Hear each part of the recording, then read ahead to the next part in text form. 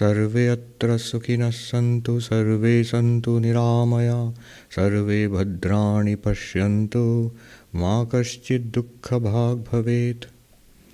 Om, let all be happy here. Let none face disease, let all be cured of disease. Let all see auspiciousness, let sorrow come to none. Om asato ma sadgamaya, tamaso ma jyotirgamaya, mrityurma amritam gamaya. Om shanti shanti shanti. Om, lead us from the unreal to the real, lead us from darkness unto light, lead us from death to immortality. Om, peace, peace, peace.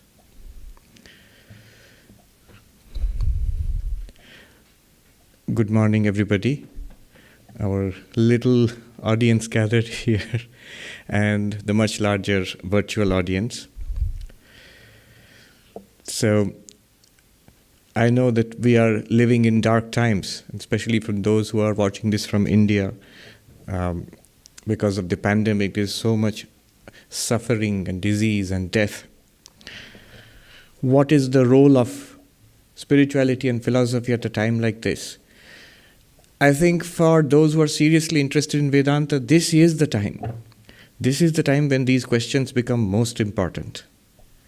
So there are some who are interested in it as a casual, like a dilettante. So for them, it may seem at this time of crisis, why talk about philosophy? But for those who are seriously interested, Vedanta is a serious spiritual quest. This crisis makes it even more serious, that the questions of life and death and overcoming suffering, the whole project of spirituality, of Vedanta, is how can we overcome suffering? And today's subject is also related to that. Today, I want to talk about a very special mantra from one of the most ancient of the Upanishads, the Brihadaranyaka Upanishad. This mantra, I will talk about it a little while from now, but let me just give you a little background. Why did I choose this? I've always liked it myself, but a few weeks ago, Swami Atmajnananandaji, who's a Swami in Washington, D.C., so he was giving us an online talk, and there he mentioned that this mantra was the favorite of Swami Bhuteshanandaji, the 12th president of our order, and it seems he really liked this mantra a lot. So that gave me an idea that maybe I should take a closer look at the mantra and study it and talk about it. What makes it even better and easier for me is that Vidyaranya Swami, the famous author of the Panchadashi, in that famous Vedantic text, he has written a whole chapter on this mantra. He has taken this mantra from the Brihadaranyaka Upanishad and then written the biggest chapter in the Panchadashi. He has written nearly 300 verses on this one mantra. So that gives me a lot of room to maneuver and talk about Vedanta. So that's what I'll do today. There's so much material that not only today, we'll have a series of talks exploring Vedanta in depth. Many of the questions you will see soon, many of the questions that you have had over the years, there are certain questions that Vedanta students always ask. And you will see how beautifully these questions are raised and answered, some of which we will see today itself. Anyway, enough advertisement. What is this mantra? And what is so good about it? So this is in the Brihadaranyaka Upanishad 4.4.12. It goes like this. Atmanam ched vijaniyat ayam asmiti purushaha kimichan kasya kamaya shariram anusangjaret. What does it mean? If an individual like us, if we should realize that my nature, that I am this Supreme Self, then desiring what and for whose sake would I continue to suffer along with the body? An individual being, and like us, if this individual were to realize that I am the Atman, the Supreme Self, then to satisfy what desire? Desiring what? Kimichan. And for whose sake? Would this person continue to suffer along with the sufferings of the body? And the sufferings of the body, Shankaracharya in his commentary, he has written a brief commentary on this mantra in the Brihadaranyaka Upanishad Bhashya. And there he says, Sharira rogam anurujyate, suffers along with the disease of the body, which has really, which echoes so strongly today in our present situation. So this is the mantra. And here you see the essence of Vedanta summed up in this one little mantra from the Brihadaranyaka Upanishad. Here we have the importance of knowledge. Vijaniyat. Technically here, let me just make a point that it means not that you know something, you should know. It's like a recommendation. Some of the mantras in the Upanishads you find like this, that here Atmanam Ched Vijaniyat, if one should know the self to be of this nature, the Supreme Self. Another place in the Brihadaranyaka itself you find Atmavare Drashtavya Shrotabya Mantavya Nididhyasitavya. The Atman is to, my dear, the Atman is to be realized. You should hear about it, contemplate it and meditate upon it. So it's like, you'll notice the should, that you should do it. In the Mandukya Upanishad, which we discussed, in the 7th mantra, at the end, Sa Atma Savigneyaha. That is the self, what was described, and that should be known. So it's highly recommended. There are a lot of intricate discussions on this, whether it is actually a commandment of the scriptures, whether actually you can even command, you can give a vidhi, a command that you should become enlightened. But let's just not go into those controversies and say it's highly recommended that one should become enlightened. What is this enlightenment? That I, the self, the individual, the individual self, who is the individual self? The waker experiencing the waking world, or the dreamer experiencing the dreams, or the deep sleeper. I am not that. I am the fourth, the turiya, the consciousness in which all these three come and go. I am not the physical body, the vital sheath, the mental sheath, the intellect sheath, or the causal sheath. Annamaya, Pranamaya, Manomaya, Vijnanamaya, Anandamaya. I am not any of these. I am the witness of all of this. I am not anything that is an object, drishya.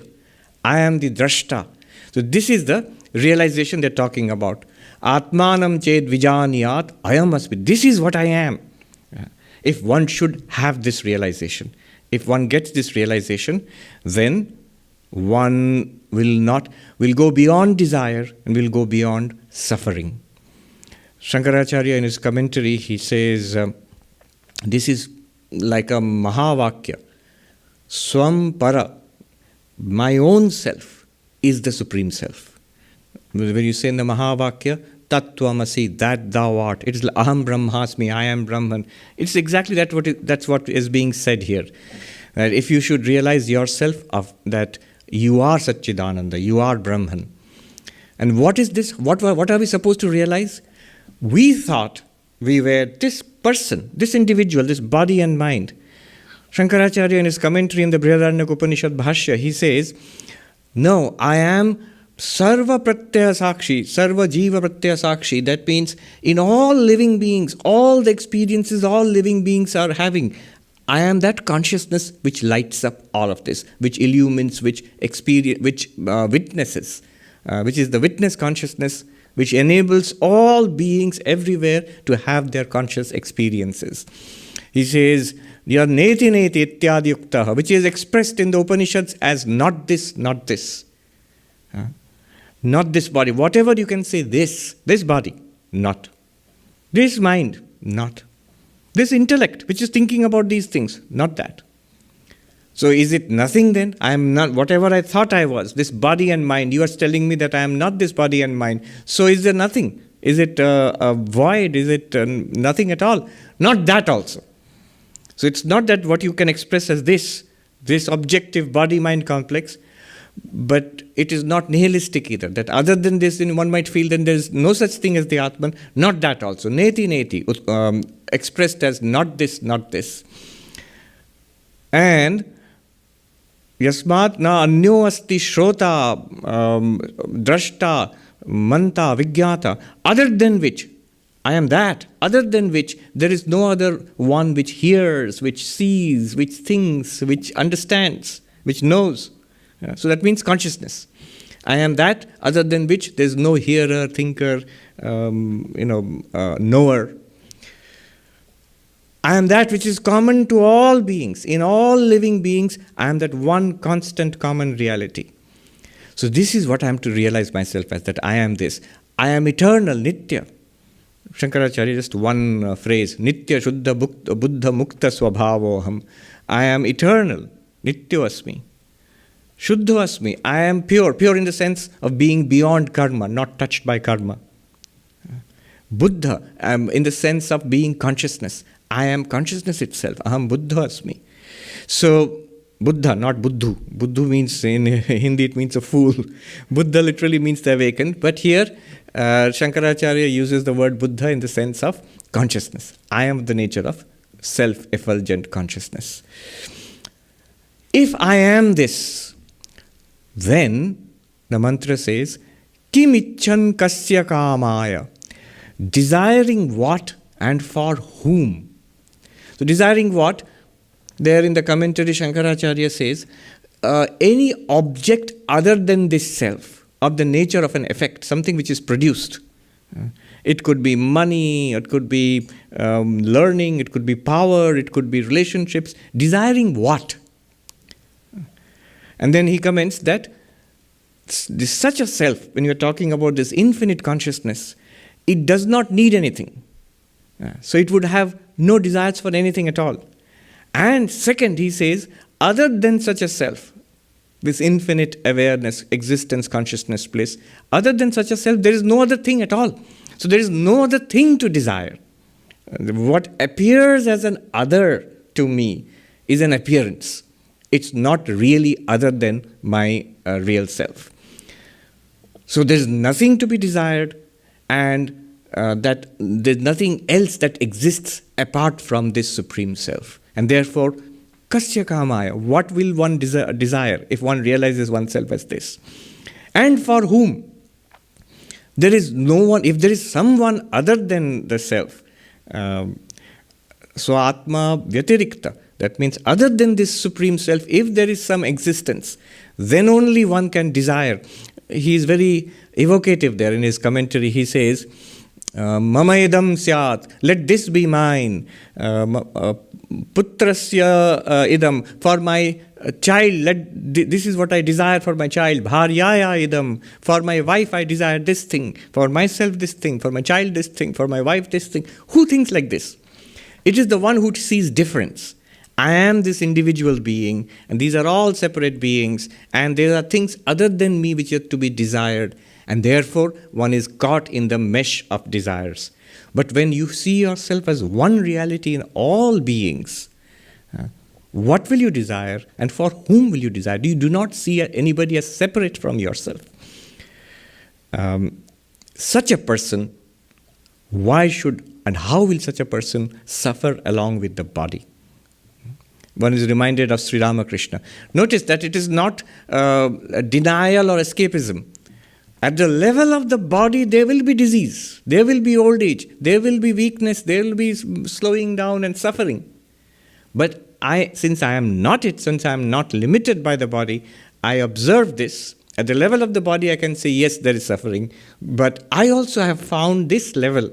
I am asmi, I am this existence, consciousness, bliss. From that perspective, there is no suffering. Like Sri Ramakrishna, we are reminded when suffering in cancer, he says, yes, there is so much pain here and I cannot eat. And then Hari Maharaj said to him, but I see that you are in great bliss. And Sri Ramakrishna burst out laughing and he said, oh, the rascal has found me out.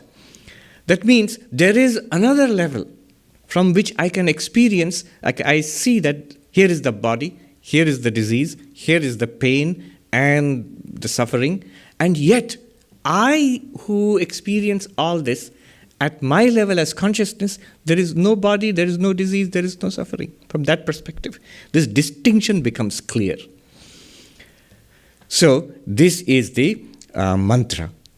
Here you have all the elements of Vedanta present. The individual who realize this, the ultimate nature as I, aham brahmasmi, I am Brahman. The importance of knowledge, vijaniyat. Knowledge is crucial. The problem is ignorance and the solution is knowledge. We do not know. We do not feel this to be so. And then when we know, when we feel this to be so, then the result of such knowledge. Kimichan, you transcend desire. There's nothing more that you would want from that perspective, for yourself. And for whose sake you do not see anybody other than yourself. The person you thought you were, that person becomes an appearance. It's not you anymore. It's like a mask that you're putting on. You are not really that person. For whose sake? And therefore you would go beyond the sufferings of the body-mind. Body does not mean only the physical body, also the mind. Shariram anusanjaret. It's literally the words mean fevered after the fever of the body. The body is like a fever, and you suffer along with the body. You do not suffer anymore along with the body once one realizes this. The topic I've given today is called the Lamp of Bliss. It's actually the title given by Vidyaranya to that chapter, which is 7th chapter of the Panchadashi. He calls it Tripti Deepaha. He says, Jivan Muktasya Ya Tripti Sa Tena Vishadayate. In this chapter, the bliss of the enlightened person, the great happiness of the enlightened person. When a person becomes enlightened, the great joy and the satisfaction and the completion and the fullness and bliss you see in such holy persons. That's what we are going to talk about. So it might be very subtle argumentation, very subtle logic, but remember, all throughout, we are just talking about happiness, about bliss, about overcoming suffering. So this is the core mantra, and this is what we'll talk about today and in some other talks later on also. Before we jump into it, a quick look at, from a Vedantic perspective, what is this universe? What's going on here? What is this world? What are we? And what is God, for example? What is that ultimate reality? Why do you want to do this? Because the mantra uses the word Purusha. Purusha here literally, what does it mean? Purusha, it stands for the individual self, the jiva, each of us. So how do you precisely define in Vedantic terms this Purusha? What does Vedanta mean by an individual? Remember, it may sound like abstract metaphysics or philosophy, but it's most interesting. It's because it's about you, it's about me. It's literally about ourselves. So Purusha, the individual being, what is Vedanta's take on this? What does Vedanta actually mean when Vedanta says individual being? Here is the precise definition. And it's important to understand this because what Vedanta does depends upon this understanding. Then it will become clear. The procedure adopted by Vedanta, what we are to do, what we are to understand, this will become clear when this paradigm is clear, this worldview is clear. So Vedanta says there is one ultimate reality. Vidyaranya uses the term Kutastha, which means the unchanging reality in the midst of a changing universe. But I will simply use Chit to have a commonality of terms to prevent confusion. Brahman, Atman, Chaitanya, all of them mean the same thing. Existence, consciousness, bliss, Satchidananda. I will use that Chit. From Satchidananda, the Chit. What does it mean? Consciousness, pure consciousness. So I will use the word Chit. According to Vedanta, there is one ultimate reality, this Chit, pure consciousness, which through the inexplicable power of Maya is reflected in Maya in two ways. One, in the totality of Maya, this Chit is reflected in the totality of Maya as Ishvara, the God of the universe. And the same Chit is reflected in a part, a fraction, a fragment of this Maya called avidya or ignorance as the Jiva, the individual. Jiva, individual sentient being. Ishvara, God. Now look, according to Advaita Vedanta, both God and individual, Ishvara and Jiva, are projections of that ultimate reality in and through Maya. Right here is the cause of a lot of misunderstanding. Because immediately the critics will say, oh, according to Advaita Vedanta, even God is a figment of imagination, is a projection, is an illusion, it's in Maya. What is meant here is this, one must carefully understand this. They're not saying, Advaita Vedanta is not saying that God is not real. It's saying God is as much real as you or I. As long as we consider ourselves to be limited individual beings and we consider this to be real, and we do consider it to be real, we consider ourselves to be real as this individual being, then God is also real for you. And in the ultimate sense, technically paramarthika, ultimate reality. In the ultimate sense, there is only Satchidananda or Chit. So God is only ultimately Chit, as you are also ultimately Chit. Advaita Vedanta says, Jiva Brahmaiva Napara. Jiva is none other than Brahman. If Jiva is none other than Brahman, God also is none other than Brahman. If I am none other than that absolute reality, can God be any less? So, what Vedanta says, that ultimate reality, Chit, pure consciousness, appears as reflected consciousness. Reflected where? What is the mirror in which pure consciousness is reflected? These are just ways of, speaking. The mirror in which pure consciousness is reflected is Maya. When it is reflected in the whole of Maya, that pure consciousness plus that whole of Maya is God. Many words are used. Ishvara, Saguna Brahman, or in English I'm using the word God. And when it's reflected in a fraction of that Maya, it is Jiva, the individual being, us.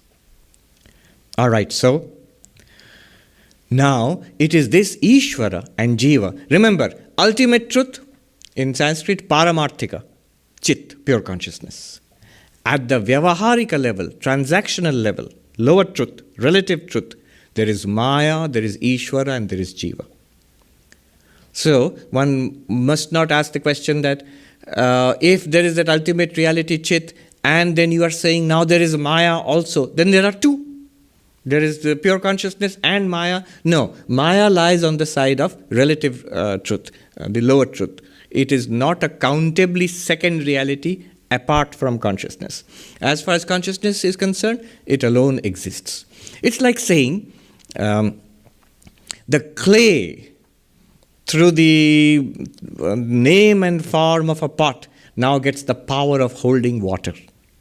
Let me repeat that.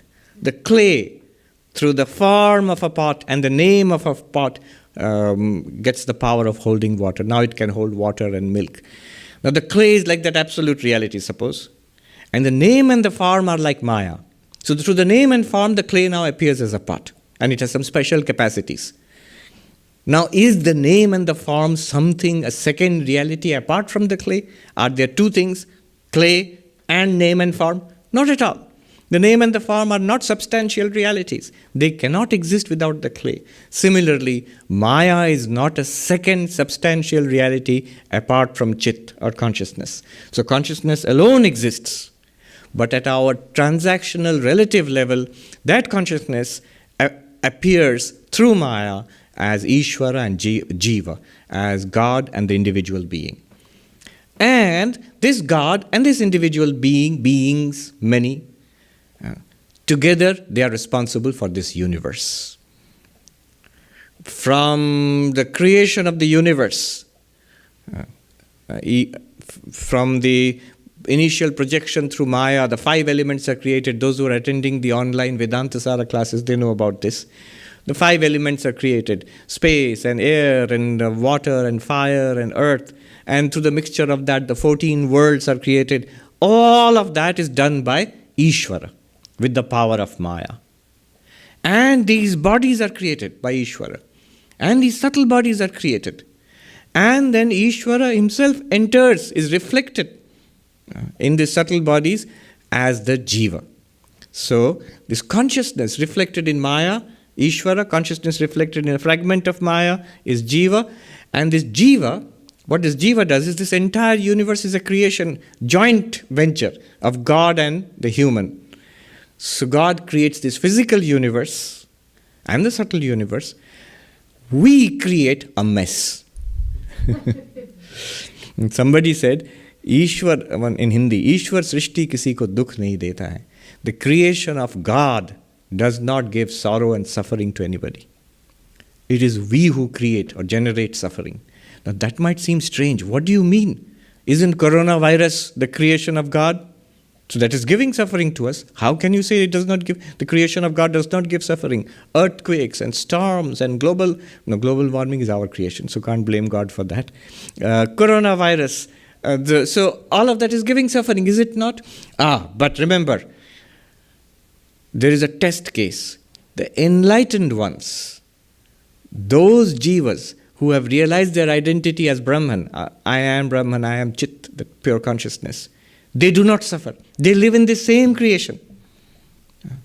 Even the worst of problems, which is terrible from our perspective, from the enlightened person's perspective, it is not suffering. They are somehow able to transcend suffering in this creation, in God's creation, remaining within coronavirus and all sorts of problems. An enlightened person will say that, really speaking, I am beyond suffering. Which means, what is the difference between an enlightened person and us? The word itself, enlightened. The person has got knowledge about the reality. We do not. We are in ignorance. That ignorance is our responsibility. It's our problem. So all our sufferings ultimately are because of our ignorance of the reality. Reality of the universe, reality about ourselves. Therefore, Vedanta holds that God does not give suffering to anybody. It's quite a radical statement. And the answer is that those individual beings who are enlightened, they demonstrate that by getting enlightenment, by getting realization, they go beyond suffering. If God was giving suffering, whether you're enlightened or not, it should not matter. You're all living in the same universe, everybody should suffer. No, one can go beyond suffering. That was the great discovery of the Buddha, that there is suffering, there is a release from suffering. And the release from suffering comes from wisdom, from enlightenment. So the jiva is responsible for samsara. Our problem, our individual problems, what is our creation? The physical bodies and minds are God's creation. But our creation is, I am father, mother, I am happy, I am sad, I am rich, I am poor.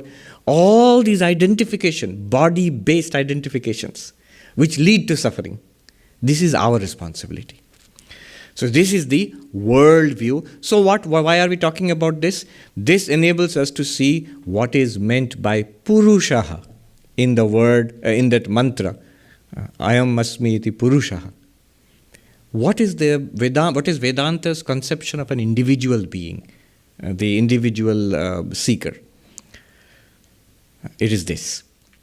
The individual being is pure consciousness, Chit, plus the reflection of Chit, Chidabhasa, the reflected consciousness. Pure consciousness and the reflected consciousness together, mixed up.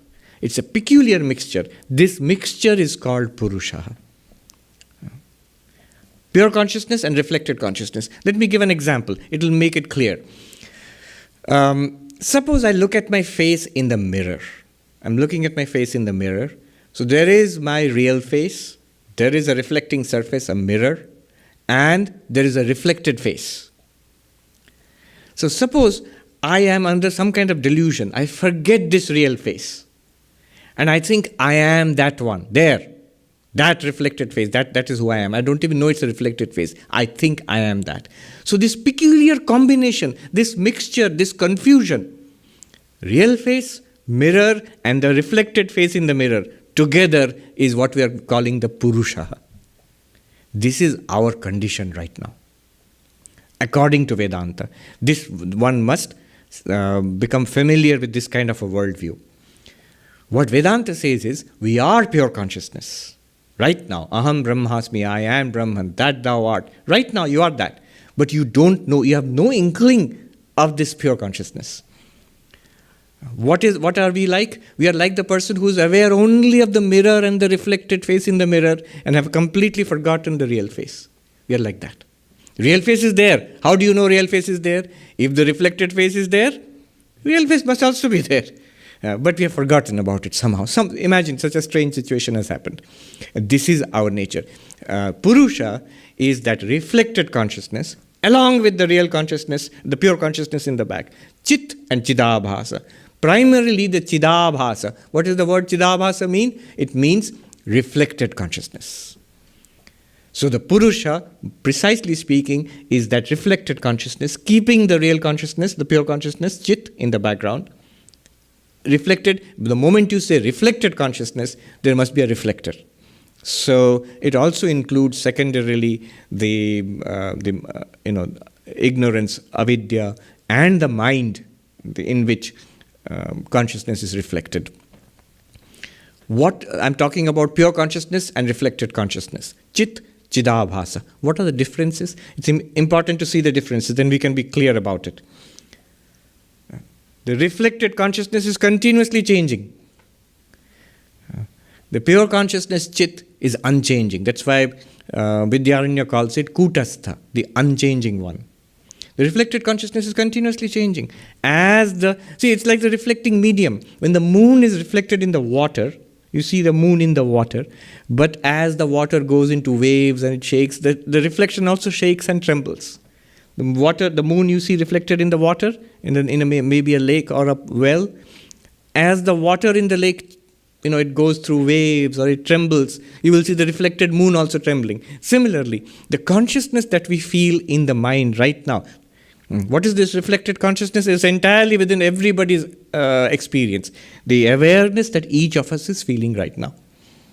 We are aware of the body, we are aware of the mind, and we are aware of being aware. This awareness is not the ultimate reality. It is the reflected consciousness, Chidabhasa. You are the ultimate reality. You are being reflected in the mind. You don't know that. So this is the thing, that the reflected consciousness is continuously subject to change because the reflecting medium keeps changing. The mind keeps changing. Sometimes you feel more aware after a cup of coffee early in the morning. Sometimes you feel less aware when you're tired and feeling sleepy at night. This more aware, less aware consciousness does not change. Chit does not change. But Chidabhasa, it is affected by the medium. Second, the Chit is one. Consciousness is one in all beings. In all reflecting mediums, behind it is one consciousness. But the Chidabhasa are many. Reflected consciousnesses are many, because depending on how many minds are there, in each mind there is a reflected. It's like the many pots are there, and the one sun is reflected in all of these pots. So how many suns are there? There is one real sun. And as many pots with water you will get, so many reflected suns you will have. So reflected consciousnesses are many. That's why we feel we are many. And you see, you are one reality. We say it sounds cool, it sounds nice, but we don't feel that. We feel we are many. Why do we feel we are many? Because we are so much attached to this reflected consciousness. We feel we are many. Because these reflected consciousnesses are many. Another important thing, subtle point. Chit, pure consciousness, is consciousness. Reflected consciousness is not consciousness. This is an interesting thing.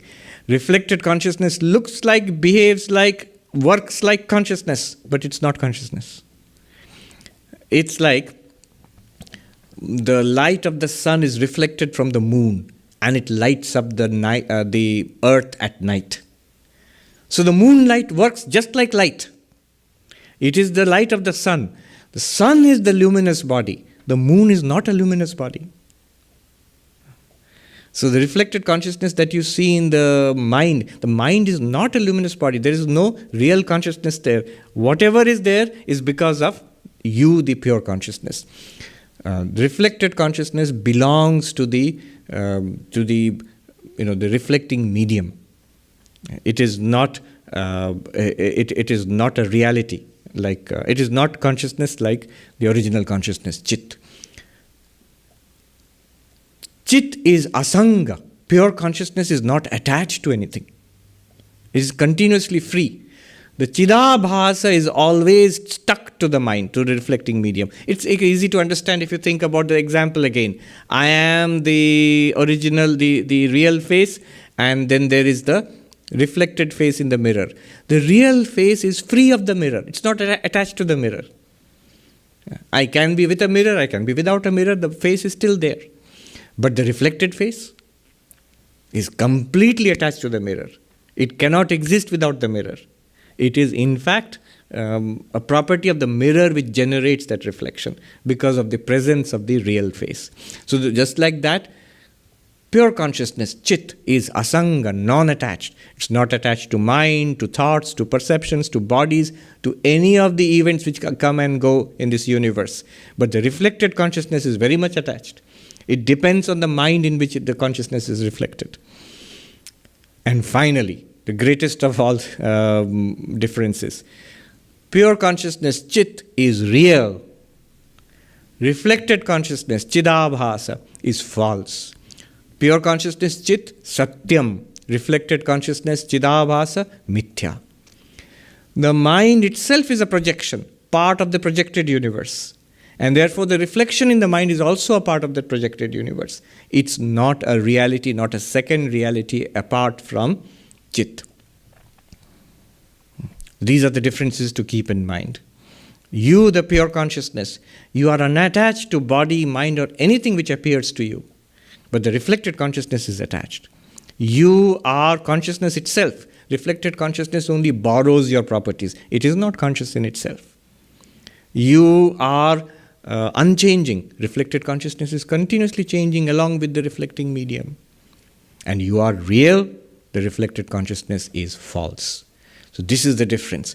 What is Purusha? One must also keep in mind the reflected consciousness, Chidabhasa, has no existence apart from the Chit. That also one must remember. Because when we keep talking about Chit and Chidabhasa, pure consciousness, reflected consciousness, we get confused and we start thinking there are two things. There's actually not two things. There's only one thing, which is you, the pure consciousness. Right now, we are not aware of it, and that's why Vedanta uses this format.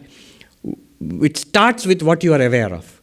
You are aware of the body, you are aware of the mind, and you are aware of being aware. And this being aware, the reflected consciousness, Vedanta starts there. That's why it labels it reflected consciousness. But actually, this reflected consciousness can never exist without the pure consciousness. Chidabhasa can never exist without Chit. So this we have to keep in mind. Shankaracharya says, and it's an Upanishadic statement, Na anyo asti shrota, drashta, manta. There is no other seer, hearer, thinker, knower other than this pure consciousness. Though it acts through the pure. And another interesting thing is this. All the activities we associate with consciousness, thinking, hearing, smelling, tasting, touching, knowing, and Vedanta classes and studying and coming to Vedanta society and all of this which we associate with consciousness, they are all activities made possible by the reflected consciousness, Chidabhasa. This is an important point.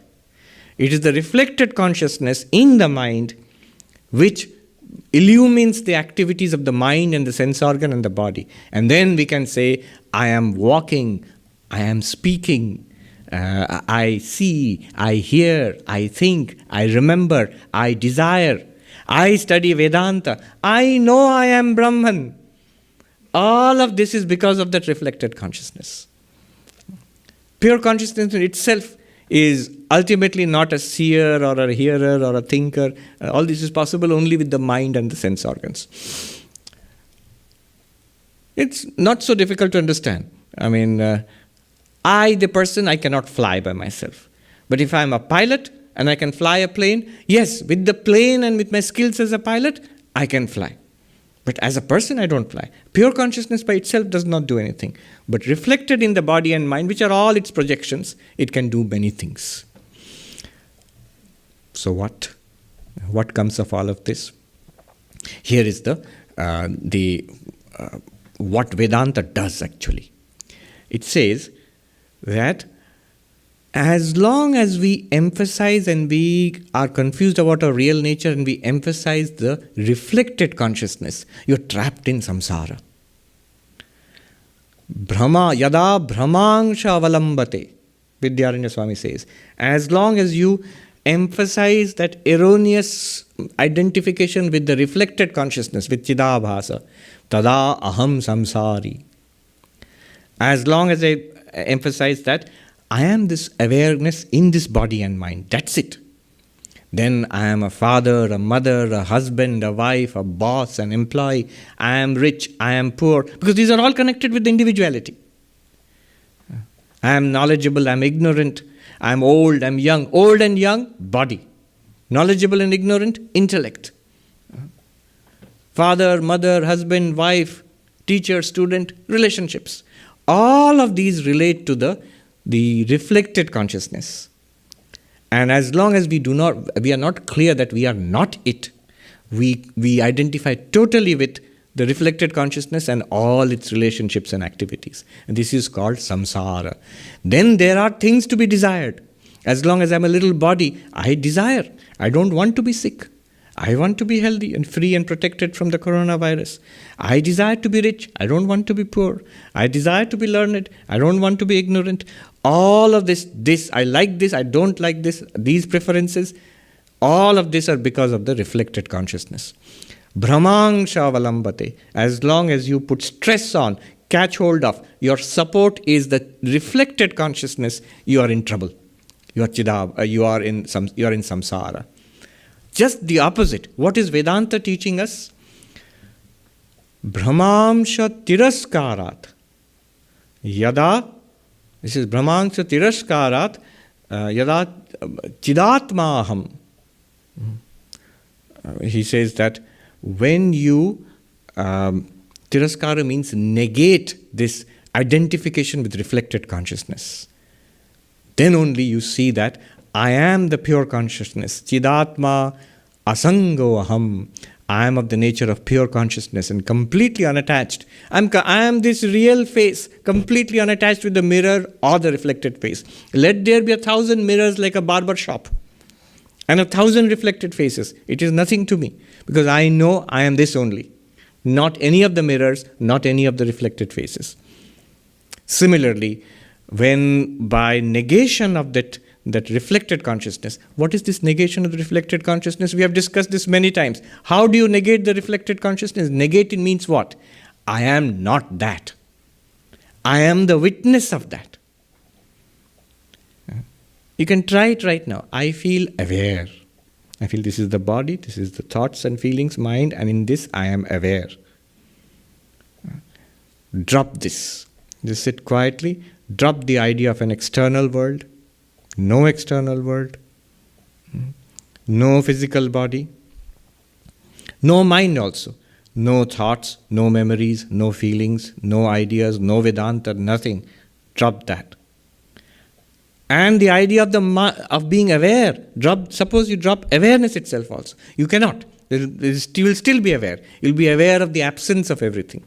That awareness is chit, pure consciousness. The mind and the awareness, the so-called consciousness in the mind, that is chidabhasa. This is called brahmangsha tiraskara, the negation of the error. By the negation of the error, I come to an awareness of myself as pure consciousness. Then only I can say, aham brahmasmi, I am Brahman. That pure consciousness I begin to appreciate. How do I appreciate this? All with the help of the mind and the intellect. That's the job of the intellect itself. So this is realization. According to Advaita Vedanta, look back on what we have got so far. According to Advaita Vedanta, one pure consciousness exists, Chit. Through Maya, it appears as Ishvara and Jiva. Jiva is me. And because of the interplay of Ishvara and Jiva, a world is created. And what is this Jiva, this Purusha? It's a combination, an error, a confusion between Chidabhasa and Chit. Pure consciousness, reflected consciousness. I am not aware of myself at all as pure consciousness, let alone the distinction between that. See, in our state of error, we are not even aware that there is such a thing as pure consciousness. Before coming to Vedanta class, we are not even aware that such a thing exists. And all we are aware of is the world and the body and the fact that I am aware of some kind of sentient being, conscious being in this body-mind. That's the reflected consciousness. This mixture, like the real face, mirror and reflected face, this mixture is called the Purusha. As long as we stress the mirror and the reflected face, you are in samsara. When you negate the mirror and the reflected face and say, this is my real face, you are free of samsara. Just like that, as long as we think we are the reflected consciousness in body and mind, we are in samsara. We are bound to be affected by the world. We are bound to be affected by the body. We are bound to be affected by the mind also. Very difficult to come out of it. But when you negate this confusion, when you cut, there's no link at all. What links me and the mirror? Nothing. I'm just looking at the mirror, that's all. So what is the link between pure consciousness? Okay, put it this way. One sadhu put it very nicely. What is the link between Chid and Chidabhasa? What is the connection between pure consciousness and reflected consciousness? What is the connection between the real you and the person you? The answer is there's no connection at all. And he said, Bevkufi matra, stupidity only. The only connection between you and the mirror is I would be stupid to think that I am that reflected face. You will say, you are stupid. No, you are not that reflected face. You are here. But I see that. Yes, you see it, but you don't see yourself. That's why you think you are that one. So that's what is happening to us. Now, immediately, a question arises. So these questions come to all of us. The question is, suppose there's an opponent. This is how in Vedanta the subject is developed. Purva Paksha and Siddhanta. Siddhanta means you, the non-dualist, and Purva Paksha means the opponent, the one who raises objections. Often they come from different schools of philosophy. So the opponent raises a question. Just a minute. In America you call it raining on your parade. Wait, hold it right there. Who is the one who says, I am Brahman, I am pure consciousness? Is it pure consciousness who says that? Because pure consciousness cannot say that. You just said, speaking, listening, thinking, understanding, all of that is done by the reflected consciousness. But reflected consciousness also cannot say that because reflected consciousness is reflected consciousness. It's not pure consciousness. So who says I am pure consciousness in your system? So here's the question of what do you mean by I? When I say I am Brahman, what is the meaning of I in Vedanta? And Vidyaranya makes a distinction of I, the three uses of I. I've mentioned this at other times also. The three meanings of I. There's one primary meaning and two implied meaning or secondary meaning. In Sanskrit, Mukhyartha, Lakshyartha. The primary meaning of I is the meaning used by everybody, the common person, in the level of ignorance, under the influence of ignorance. When we say I, what do we mean? We mean I, this body-mind, that's all we mean. And according to Vedanta, what we mean is this mixture, this confusion of Chit and Chidabhasa. Pure consciousness, reflected consciousness. This mixture is what we mean by I, precisely. In general, we mean this body and mind. Why do we mean this body and mind by the word term I? Because the I refers to the mixture of Chit and Chidabhasa, basically the reflected consciousness. And the reflected consciousness is reflected in the mind. So the moment you refer to the reflected consciousness, the mind comes along with it. And the mind is deeply connected to the body, so the body also comes along with it. So the moment we say I, we mean this body, mind, this awareness I. Notice, it's exactly, if you precisely want to point out what do you mean by I, you mean that awareness. This person, this awareness we all of us feel right now. What is this awareness? Now we know the terms. This is Chidabhasa, reflected consciousness. So according to Vedanta, under conditions of ignorance, masses, most of us, we mean Chit plus Chidabhasa. Why Chit plus Chidabhasa? Because Chit is always there. When you mean the reflected face, the original face, the real face is always there. So this mixture of Chit and Chidabhasa is what we mean by I. The enlightened person means something different by I. So these are important clarifications. When the enlightened person uses the word I, what does the enlightened person refer to? Because words refer to things. When I say clock, it refers to this thing. So when say I, what does the enlightened person refer to? The enlightened person has two meanings for the word I. One is Chidabhasa, reflected consciousness, and the other one is Chit, pure consciousness. So the distinction is very clear when we take that example I gave you about Sri Ramakrishna suffering from cancer. When Sri Ramakrishna says, it hurts and I cannot eat. And he says, I cannot eat. What is he referring to by the term I? Chidabhasa, reflected consciousness. And the moment Hari Maharaj tells him that, but I see that you are in bliss. And when Sri Ramakrishna acknowledges, yes, I am in bliss, that I am in bliss, that I, what does it refer to? Pure consciousness, Chit. Let me repeat that.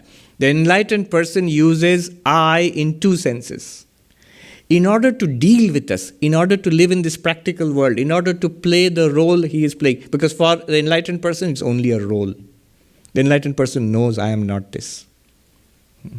So as long as this drama of life continues, the enlightened person continues to play the role and plays it very well. In that role, the enlightened person refers to the I as that role, that Chidabhasa, the reflected consciousness. Yes, here is a body with cancer, and there is pain, and there is suffering, and there is such a struggle, and I say, I am in pain, I am suffering. Chidabhasa, reflected consciousness. But the difference between the enlightened person and the rest of us is that the enlightened person can equally honestly say, even more honestly than that, say, I am not in pain. I am in bliss. Because aham brahmasmi, I am Brahman. That is the second sense in which the enlightened person uses the term I to refer to pure consciousness. Summing up, how do you use I in Vedanta? In three ways. The ignorant one uses I to refer to body and mind because the ignorant one means only reflected consciousness by I, Chit. You see how useful these distinctions are, Chit and Chidabhasa, reflected consciousness, pure consciousness. But the enlightened one, the ignorant one means only the awareness, this reflected consciousness. The enlightened one uses I in two senses. Second meaning of I and third meaning of I.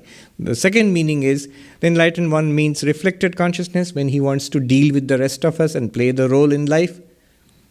Not seriously. And really, truly, from his heart, if you ask, really, who are you? I am Brahman.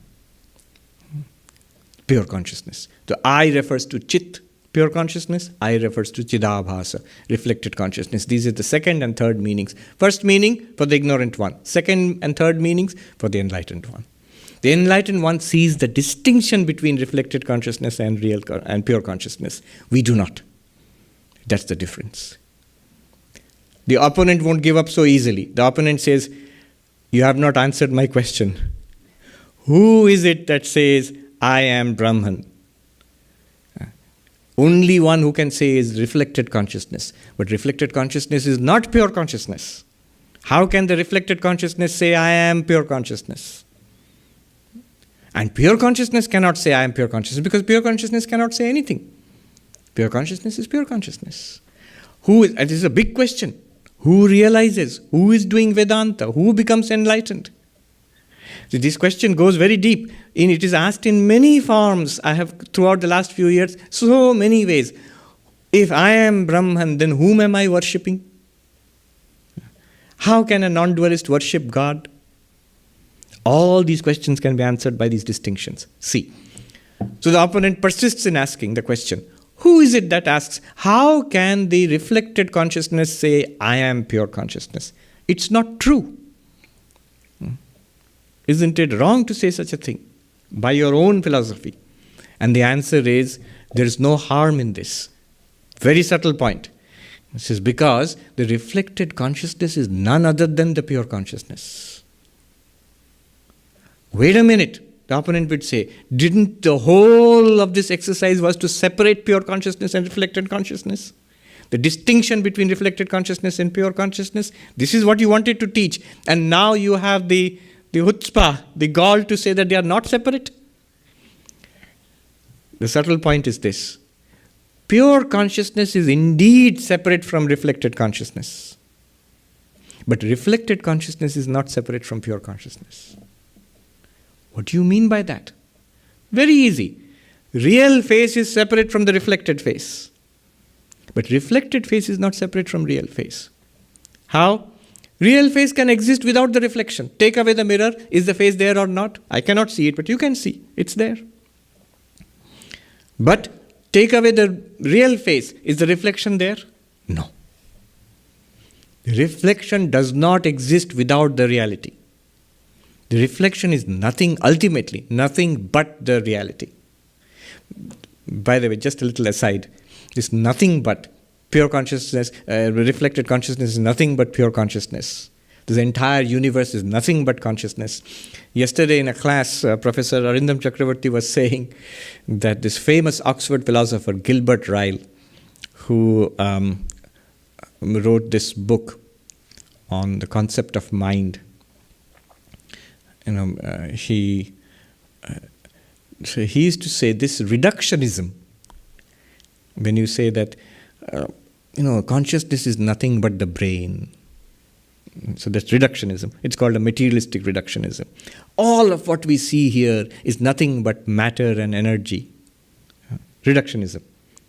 So he used to call it, he said he invented a term, he called it nothing buttery. Nothing buttery. So Advaita Vedanta is also a kind of nothing buttery. It says, of course, he was himself guilty of a little bit of nothing buttery because he reduced the distinction between mind and body to only a matter of language. That was fashionable in Oxford and Cambridge at that time, in the 50s and 60s, ordinary language philosophy. So he said it's just a confusion created by language. This was under influence of Bertrand Russell, Wittgenstein and others. So nothing but a confusion created by language, nothing buttery.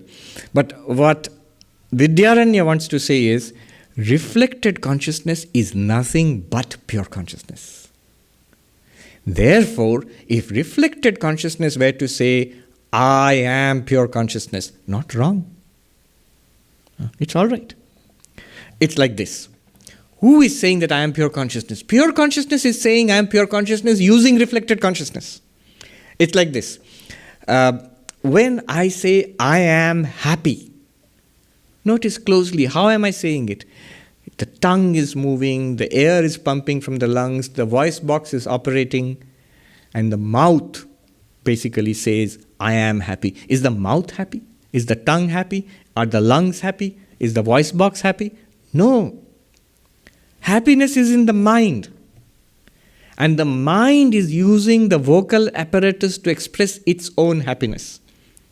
And there's nothing wrong if the tongue says, I am happy. It does not mean the tongue is happy. It means the mind is happy.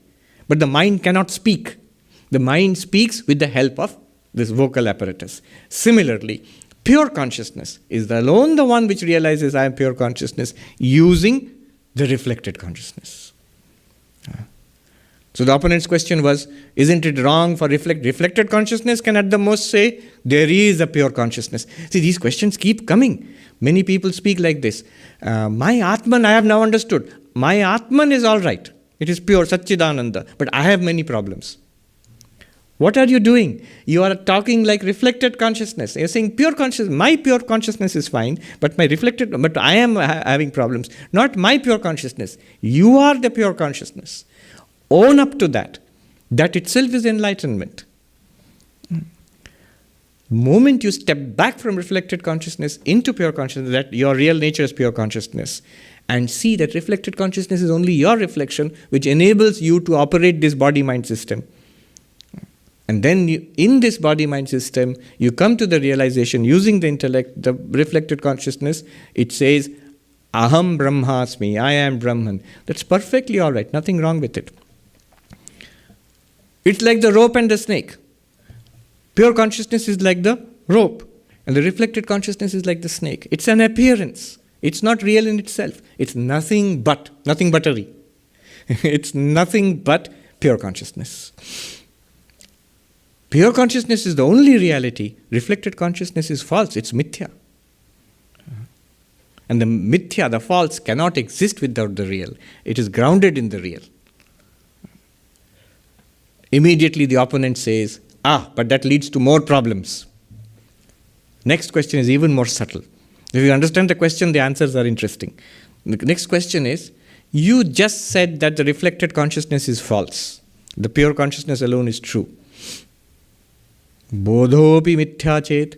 Then if the reflected consciousness is false, then its realization, I am Brahman, that also is false. The knowledge you are talking about, all this Vedantic knowledge, that's false knowledge then. Because the one who realizes it, that reflected consciousness who is saying, I am Brahman, that's false. You just admitted reflected consciousness is false. It's an appearance. Then the knowledge of that reflected consciousness is also false. Not only that, the liberation achieved by this knowledge, you said by realizing the difference between reflected consciousness and pure consciousness, Chit and Chidabhasa, you will be free of samsara. This liberation also becomes false then. Do you see the question? And Vidyaranya's answer there is very blunt and humorous. He says, Na iti kovadet. Who denies it? We are not denying it. We are very happy that it is false. According to Vedanta, you, the pure consciousness, you are always free. Your freedom is real. Your bondage was never real. A false bondage is corrected by a false liberation generated by a false knowledge. So what a crazy philosophy. Advaita Vedanta holds this very seriously. If the snake is false, then the disappearance of the snake also will be false. Vidyaranya says, Rajju Sarpa Visarpanam. Visarpanam means the slithering away of the snake. Even the word, it sounds like hissing and slithering away. Rajju Sarpa Visarpanam. He says, if the snake was false, isn't the going away of the snake, the slithering away of the snake, as if, when you get the knowledge, it's a rope, it's not a snake. The snake is gone. So that going away of the snake, was it true or false? False also. The presence of the snake was false. And then when the snake is dismissed by the knowledge, it's a false snake, the dismissal also is false. Ultimately, what is real? Ultimately, what is real is the rope. Similarly, the so-called bondage, I was in bondage. You as pure consciousness were never in bondage. This because of so-called ignorance. So that false ignorance is dismissed by the false knowledge, and that false bondage is cleared up by the false liberation, and you realize you are always liberated. And Vidyaranya says, that is our position. He says, who denies it? The opponent says that so your knowledge also is false. If the reflected consciousness is false, and then the reflected consciousness is knowledge, I am pure consciousness, then that is also false. Yes, of course. Then what's the point here? This knowledge will work. That's all we need. It is enough to dismiss the ignorance. Ignorance is in the mind, and knowledge must come in the mind to dismiss that ignorance. You, the pure consciousness, you are always free. The ignorance in the mind was, I am this awareness here. But that's reflected consciousness. That ignorance is removed, and then the knowledge comes, I am that pure consciousness. I was always free. So false ignorance, this is from the Mandukya Karika. We had discussed this quite some time back. Na nirodho na cha utpatti, na baddho na cha sadhaka, na mumukshur na vai mukta, ityesha paramarthata. If the opponent asks, then what is the truth according to you non-dualists? The truth is this much. There is no creation, no dissolution of any universe. There is no one in bondage, no one practicing spiritual disciplines. There is no one seeking liberation, indeed no one who is liberated. This is the final truth. What does that mean? You are pure consciousness itself even right now, and that's a wonderful thing. How ridiculous it would be to say that the snake is false, but it really slithered away. It did not slither away. You just realized it was false, and you realized it was always a rope. Similarly, this entire dream of the universe of samsara is dismissed by this realization, aham brahmasmi, I am Brahman. That I am pure consciousness, I am Chit. And this, he says, atmanam ched vijaniyat ayam asmiti purushaha. This word ayam in that original mantra of the Brihadaranyaka Upanishad is, it indicates direct realization. Vidyaranya says, Shankaracharya in fact himself says, the realization should come with as much confidence as you are saying right now, I am this person, this body mind. With that much confidence you should be able to say, I am pure consciousness. With as much confidence you feel right now, I am this little awareness in this mind, that's Chidabhasa. With that much confidence at least, you should feel, I am pure consciousness. What happens is, before learning all these things, we had no doubt I was this body and mind. Now, after learning all this, we are in doubt. We are not so totally sure that we are this body and mind, but we are not very totally sure also that we are pure consciousness. So we are in a state of doubt now. And Shankaracharya says that won't do. For liberation, for freedom from suffering, that much clarity should be there. The verse, a very beautiful verse. Dehatma jnanavad jnanam, dehatma jnana badhate, atmanyeva bhaved yasya, sanechannapi muchyate. Very nice and humorous verse. He says, just as Shankaracharya himself says, and Vidyaranya quotes it, Shankaracharya says that, Dehatma jnanavad jnanam, just as the knowledge we have that I am this body-mind, that kind of knowledge, with that conviction, if it comes, then it will be enough to negate this confusion that I am body-mind. It must come with that much conviction. Then only it will be capable of negating it. The one who gets this kind of a knowledge in pure consciousness, that means the way you're confident, I am this reflected consciousness in this body and mind. With that much confidence, you can say, I am pure consciousness. Chidananda rupaha shivoham. Shankaracharya sings, Mano buddhi hankara chittani naham. I am not the mind, not the intellect, not the memory, not the ego. Chidananda rupaha shivoham. I am of the nature of pure consciousness. I am the nature of bliss. I am the nature of Shiva. With that much confidence, if you can say, and humorously he says, Sa nechannapi muchyate. Even if this person does not want it, he will get liberation. Why? Because his very nature is liberation. That's why I say, don't be too eager to become enlightened. There are no, what do they call it in the shop? There's no take back, no returns. You say, I didn't want it. Oh my God, I'm liberated now. The game of life is at an end. Sorry, no returns. Once you have got this, he says, Nechannapi muchyate. Even if, he's humorous of course, even if he does not want liberation, he'll be liberated. Because you realize that you always were liberated. You are this pure consciousness, always liberated. Liberation comes choicelessly to such a person. But that much conviction must be there, that much clarity must be there. Summing up, this beautiful mantra which we'll take a look at again next week. Atmanam ched vijaniyat ayam asmiti purushaha kimichan kasya kamaya shariram anusanjvaret. If one were to realize this, one means the one who till now thought, I am this mixture of Chit and Chidabhasa, using Vedantic terms. Now we have learned the terms. I am this mixture of Chit and Chidabhasa. If you were to realize, oh, I am Chit, pure consciousness, not Chidabhasa, then desiring what and for whose sake would that person continue to suffer?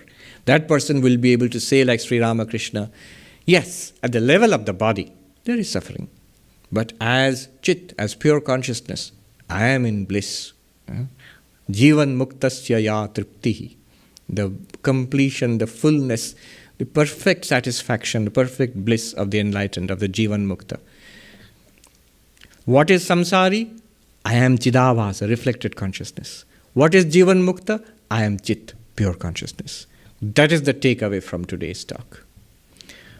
Om Shanti Shanti Shanti. Harihi Om Tat Sat. Shri Ramakrishna Arpanamastu. I pray to the Lord to deliver us from all suffering all over the world. May this light of knowledge dawn in us and we can see our real nature as we truly are. Om, peace, peace, peace.